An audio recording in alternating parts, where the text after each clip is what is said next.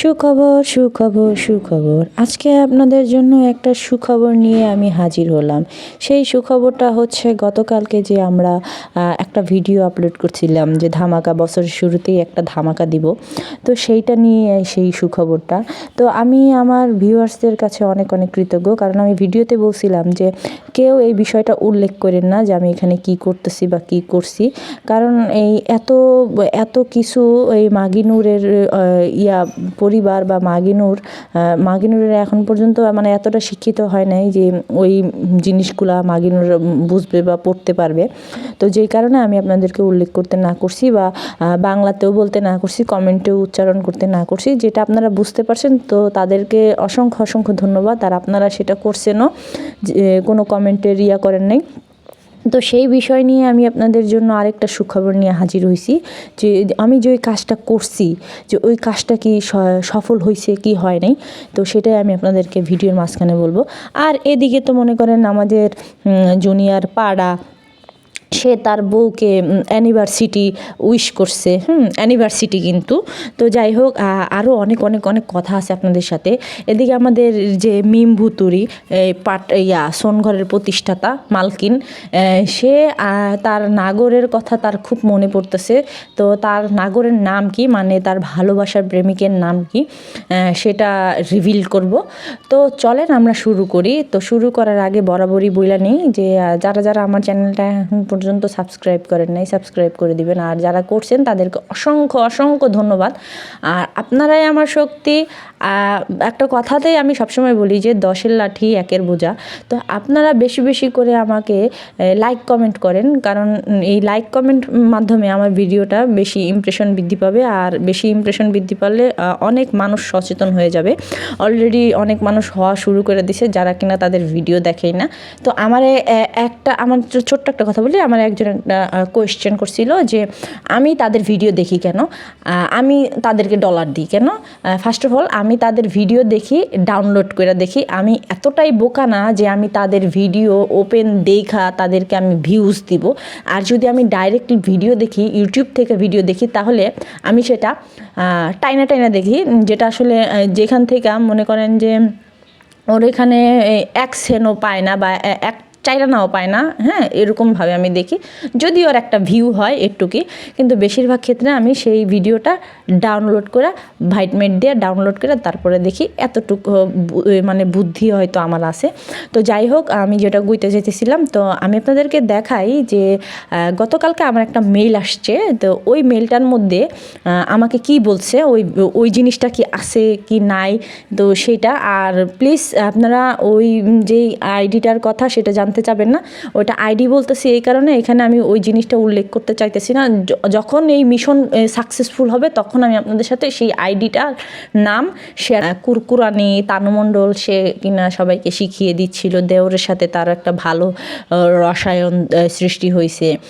তারপরে আবার মামা শ্বশুররাও আছে। তো সেইখানে একটা 100 টাকা দিয়া ফুল কিনা নিয়ে যায় হিরো আলম, মানে গোপাল ভাঁড়, সে বলতেছে যে হ্যাপি অ্যানিভার্সিটি অফ,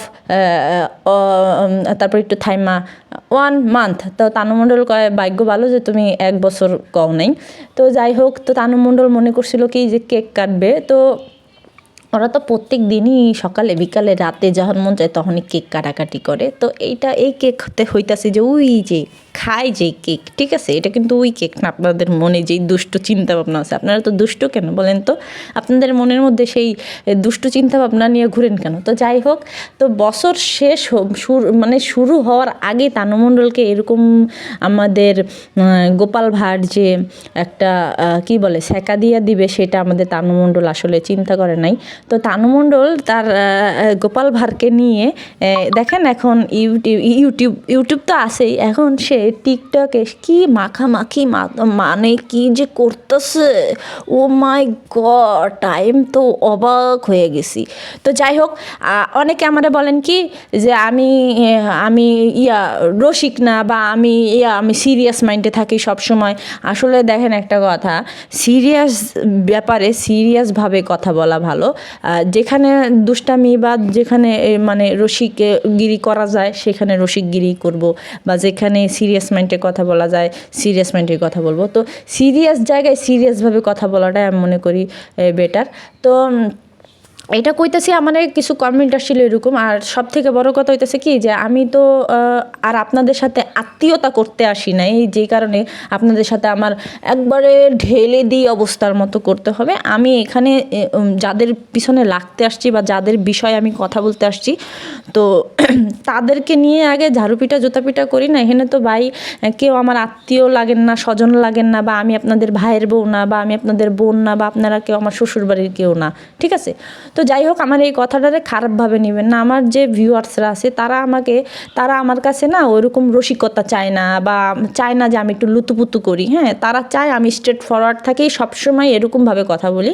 অলরেডি আমার যতগুলো কমেন্ট আছে আপনারা দেখে নিয়েন, যে সেখানে তারা কখনো চায় না যে আপু আপনি একটু রসিকগিরি করেন, আপনি একটু ঢেলে দেন আমাদেরকে।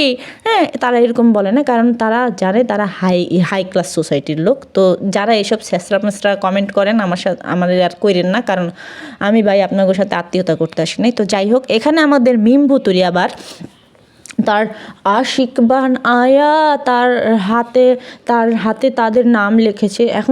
এখন আমি বুঝলাম না, তার নাম তো দেখলাম দুইটা, কিন্তু এখন মানে কোনটারে সে বেশি এখন মানে মেয়েকে আনার জন্য বা মেয়েকে করার জন্য সে উঠা পড়ে লাগছে। যেই কারণে দেখবেন যে সাকিবের বাপের কাছে বলছিল যে নিয়ে যায়, সাকিবের বাপে কইছে যে এই বছর আর নিয়ে যাইতে চাইেন না, সামনের বছর যাবেনি। কারণ এটা সব ফ্যামিলিতেই বা সব জায়গাতেই একটা নিয়ম হয় যে মেয়েরা শ্বশুরবাড়িতেও থাকুক, কারণ ওই বাসাটাতেও অনেক কাজ থাকে, বা থাকে একটা জিনিস থাকে যে মেয়েরা কেন এত বাপের বাড়ি যাবে বিয়ের পরে। তো যাই হোক, তো সেইখানে মাগিনুরকে কিন্তু বলে নাই। তো মাগিনুরের প্ল্যান তো হইতেছে যে চিকনা বুদ্ধি, হিটলারি বুদ্ধি। তো মাগিনুর কি করছে, কি প্ল্যান করছে, সেটা হইতেছে যে তারা 1 মাস বিবাহ উপলক্ষে আবার আসিফের দিয়া গেট সাজাইছে, এই করছে সেই করছে। হ্যাঁ, তো দেখেন একটা মা কতটা নির্লজ্জ, কতটা খারাপ, কতটা রুচিহীন হইলে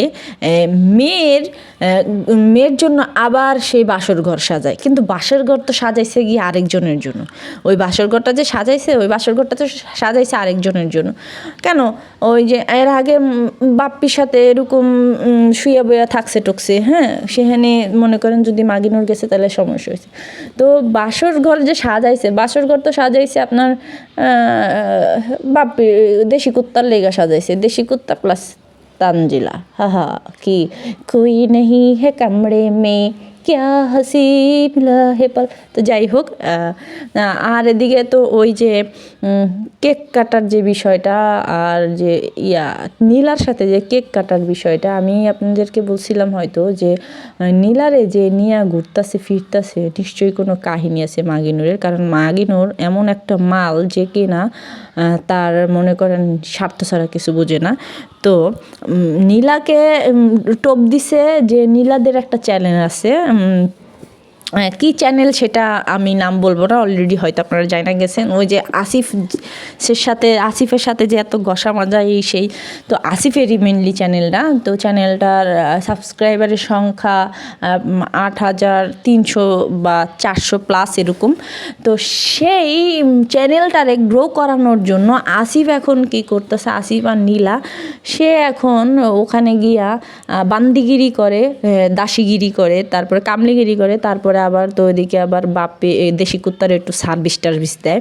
তো আমি গতকালকে যখন এই জিনিসগুলো দেখছি, তো ভাবলাম যে কেন না একটু আপনাদের সাথে ওই জিনিসটা কোরআনের কথাগুলো যে কইলো, যে মানে আমাগো কি কয় ওর নাম জানি কি, আরে আল্লাহ, মাগিনুর যে এত হাদিস কোরআনের কথা কইলো সকালবেলা উইঠা, যে কিনা মানে পরপুরুষ থেকে শুরু করে চাচাতো দেবর বা ভাইগনা, চাচাতো ভাইগনা কাউরে মানে ছাড় দেয় না।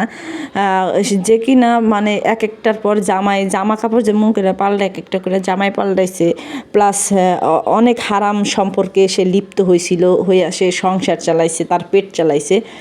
সে এখন বছরের শুরুতে উঠা সে মানে হাদিস কোরআন নিয়ে পইরা গেছে, যার কিনা মনে করেন যে কি বলে দোয়া কুনুত কইতে কইলে তার মানে চাপা চুপা ব্রেক হয়ে যাইব, বা সূরা আসর কইতে গেলে তার মানে অবস্থা ভিজা যাইব গা আর কি নিচে। তো সে হাদিস কোরআনের কথা বলতেছে, বাবা রে, ভূতের মুখে রাম রাম একটা কথা আছে না? তো সে তার কাছে মানে তার মুখের থেকে এখন এইসব কথা শুনে আমি তো অবাক হয়ে যাইতেছি যে এটা কোন পীরসা পাইলো বাবারে বাবা।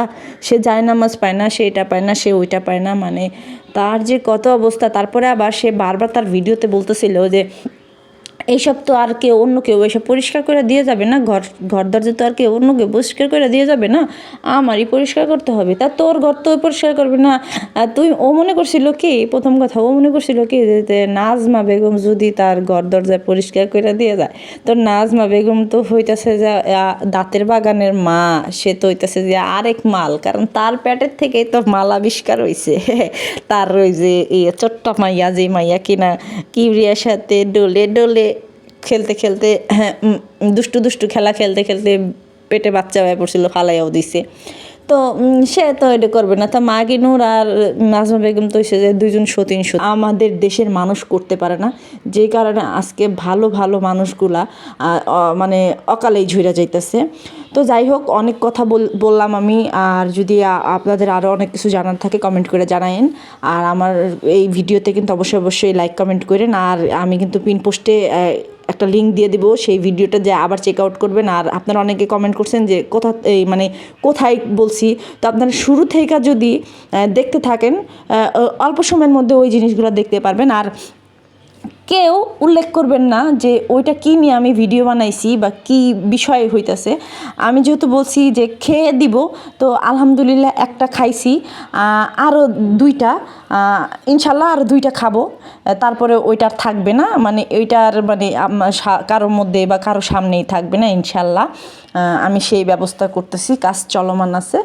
আপনারা আমার জন্য দোয়া করবেন, সাপোর্ট করবেন, কারণ আপনাদের সাপোর্টটাই মানে আমার কাছে অনেক।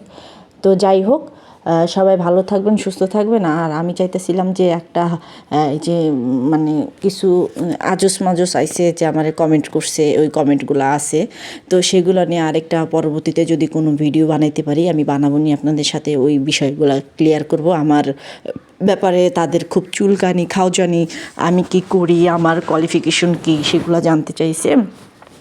তো ইনশাল্লাহ আমি যেহেতু এত বড় একটা কাজ হাতে নিয়েছি, আমি ভয় পাইনি। আর এই সমস্ত মানে চুনাপুটি মার্কার কাম তো আমার কাছে ফু দিলে উড়ে যাবে এরকম একটা অবস্থা। তো যাই হোক, আমি ওইটা নিয়েও ভিডিও বানাবো। আর অনেকের দাবি আমি ব্লগ ভিডিও দিই না, কে ব্লগ ভিডিও দিব, সব কিছু দিব, জাস্ট আমার একটু সময় লাগবে। আমি আপনাদের আগেই বলছিলাম যে আপনারা একটু ওয়েট করেন, অনেক কিছু আপনারা জানবেন, অনেক কিছু বুঝতে পারবেন, অনেক কিছু দেখবেন। আমি ওই সমস্ত রোস্টারদের মতো না। তো যাই হোক, সবাই ভালো থাকবেন, সুস্থ থাকবেন। আল্লাহ হাফেজ, আসসালামু আলাইকুম, নিজের খেয়াল রাখবেন।